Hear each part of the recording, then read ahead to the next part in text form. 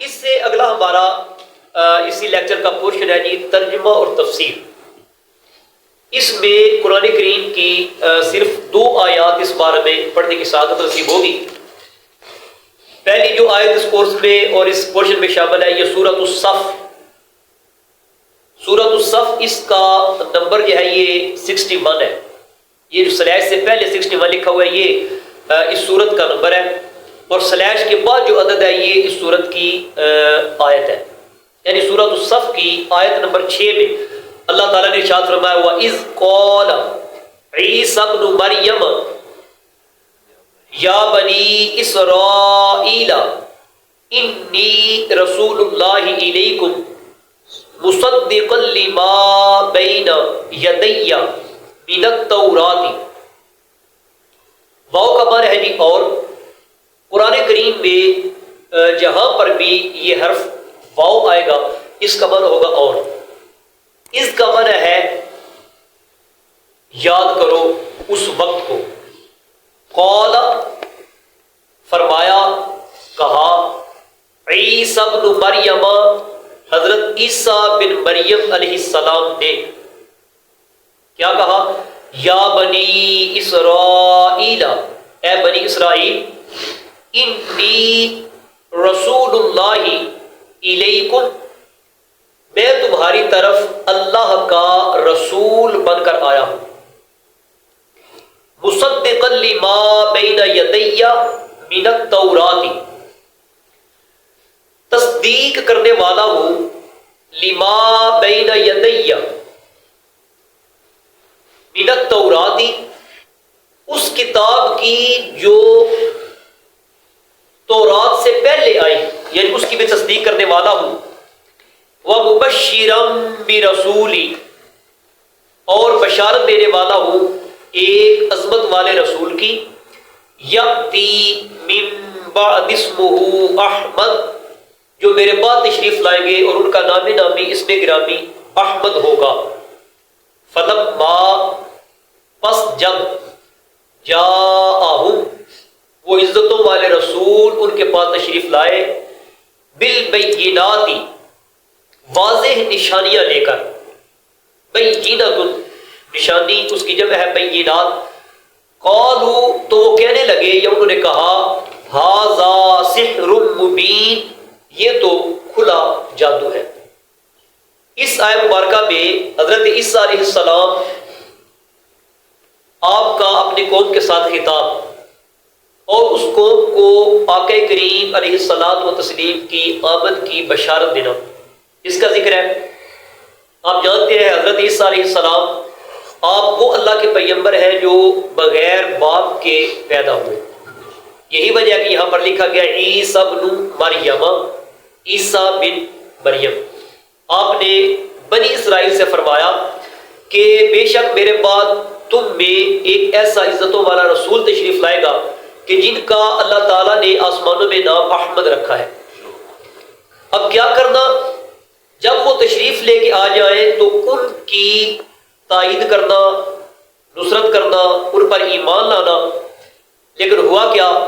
قرآن نے فرمایا کہ جب آپ صلی اللہ تعالیٰ علیہ وآلہ وسلم کی آمد ہوئی تو یہی بنی اسرائیل یہود و نصارہ حسد کی بنیاد پر سرکار مدینہ صلی اللہ تعالیٰ علیہ وسلم کو جھٹلانے لگے، انکار کرنے لگے، اور انکار کی اس حد تک چلے گئے کہ انہوں نے آپ کو ساحر کہا، جادوگر کہا، طرح طرح کے الزامات کے ساتھ آقا کریم علیہ السلام مسلم کے خلاف بہتان تراشیاں کی۔ تو سرکار مدینہ صلی اللہ تعالیٰ علیہ وسلم کی ذات وہ ذات ہے کہ جن کی آمد سے پہلے بھی انبیاء کرام علیہ السلام چرچے کیا کرتے تھے۔ اب آقا کریم علیہ السلام مسلم کی ولادت باسعادت کے موقع پر ہم جو سرکار مدینہ صلی اللہ تعالیٰ علیہ وسلم کا ذکر جمیل کرتے ہیں، یہ ذکر انبیاء کرام کی سنت ہے کہ ابھی آقا کریم اس کائنات رنگبو میں تشریف ہی نہیں لائے، آقا کریم علیہ الصلوۃ والتسلیم کی آمد سے پہلے انبیاء کرام ان کے ذکر جمیل کے ساتھ اپنی قوم کے لوگوں کو خطاب فرما رہے تھے۔ دوسری آیت مبارکہ جی اس پورشن کی ہماری یہ سورۃ الاحزاب، سورت کا نمبر ہے جی 33 اور آیت کا نمبر ہے 40۔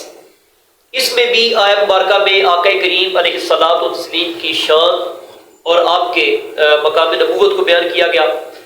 ما کان محمد ابا احد من رجالکم ولکن رسول اللہ وخاتم النبیین وکان اللہ بکل شیء علیما. فرمایا نہیں ہے نبی پاک صلی اللہ تعالی علیہ وآلہ وسلم ابا احد کسی شخص کے والد من رجالکم تمہارے مردوں میں سے ولیکن رسول اللہ وخاتم النبیین بلکہ آپ اللہ تعالیٰ کے رسول ہیں اور خاتم النبیین ہیں. وَقَانَ اللَّهُ بِكُلِّ شَيْءٍ عَلِيمًا اور اللہ تعالیٰ ہر چیز کا خوب علم رکھنے والا ہے.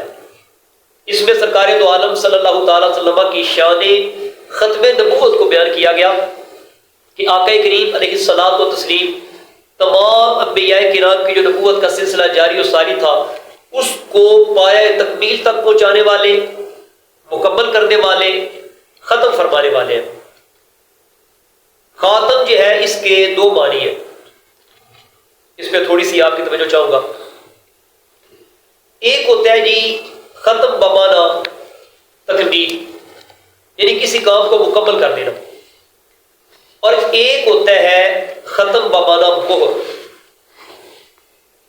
مثال کے طور پر اگر تکمیل کا معنی لیا جائے تو حضرت آدم علیہ السلام سے انبیاء کرام علیہ السلام کی جو بعثت مبارکہ کا سلسلہ شروع ہوا تھا حضرت عیسیٰ علیہ السلام تک جاری رہا، اس سلسلہ نور کو آقا کریم علیہ السلام نے اپنی آمد کے ساتھ مکمل فرما دیا.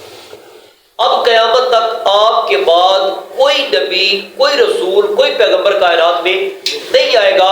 اگر کوئی خدا نخواستہ دعویٰ کرے گا تو وہ اپنے دعوے پہ خود جھوٹا، کذاب، لعین ہوگا. اللہ کی راہ سے بھی، بارگاہ سے بھی راتہ درگاہ ہوگا اور اسلام کے ساتھ بھی اس کا کوئی تعلق نہیں ہوگا. اور اگر اس کو ختم بمانا مہر لیا جائے تو اس حوالے سے مفسرین کرام فرماتے ہیں کہ جس طرح آپ دیکھتے ہیں کہ ڈاک مکمل جب اکٹھی ہو جاتی ہے تو اس کو ایک تھیلے میں رکھا جاتا ہے، تھیلے کو اوپر سے بند کیا جاتا ہے، بند کرنے کے بعد لاک کے ساتھ اس کو سخت مہر کیا جاتا ہے، ایک مہر لگائی جاتی ہے.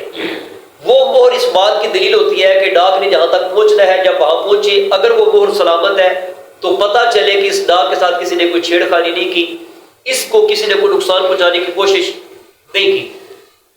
انبیاء کرام علیہ السلام کی بعثت کا جو سلسلہ نور ہے اس کے اوپر آقا کریم آپ کا وجود مبارک مہر ثابت ہو گیا کہ اس کے بعد نہ تو نبوت کے سلسلہ میں کسی چیز کو داخل کیا جا سکتا ہے اور نہ ہی کسی کو نکالا جا سکتا ہے. تو آپ کی یہ شان عظیمانہ بیان کی گئی کہ آپ خاتم النبیین ہیں اور اللہ تعالیٰ ہر شے کا علم رکھنے والا ہے. یہ دو آیات ہیں جی فقط جو ترجمہ و تفسیر کے پورشن میں اس بار ہمارے اس لیکچر نمبر 2 میں شامل ہے.